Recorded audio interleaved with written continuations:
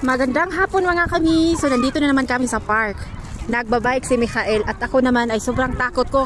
Talagang marunong na si Michael magbike. Ang bilis niyang magbike talaga. Ewan ko kung nasaan na yun. Nandito kami sa malaking park. Natatakot ako sa kanya kasi ang bilis. Pagpababa yung bike. Ayan na. Ay Diyos ko, yung asawa ko naman okay lang sa kanya. Pero ako ayan na, kinakabahan ako, sobrang takot. Pero napakatapang ni Michael talaga, as in hihintayin natin dito mga kami kasi papunta na yun dito.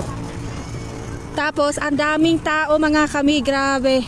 Kasi nga last day na lang ng walang school. So tomorrow back to school na yung mga kids, lalo na yung mga religious kids like yung sa amin. Kasi nga nasa religious school sila. So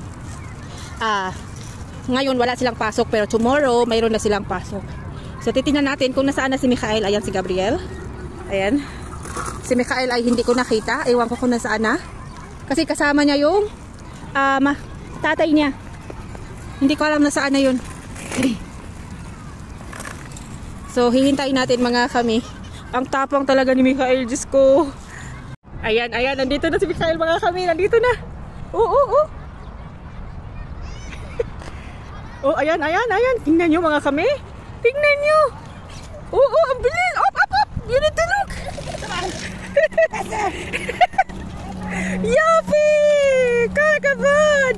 Alam na talaga niyang magbike. Yan na ba?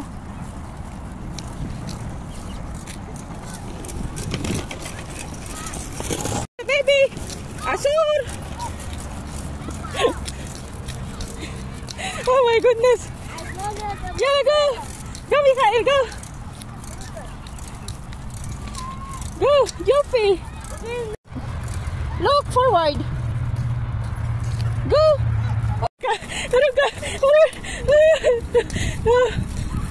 You made me tired!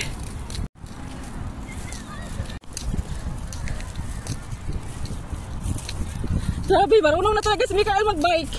Uy! Napagod ko.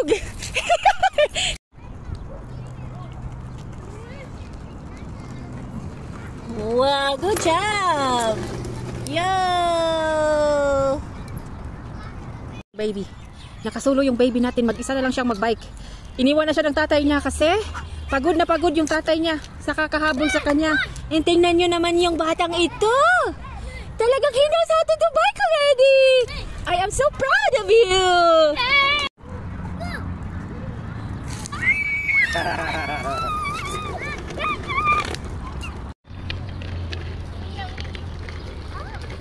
Wow, look at that little boy. Yo, turn around. Wow. Good job, Michael Jacob Riton. Mama is so proud of you. Very proud of you.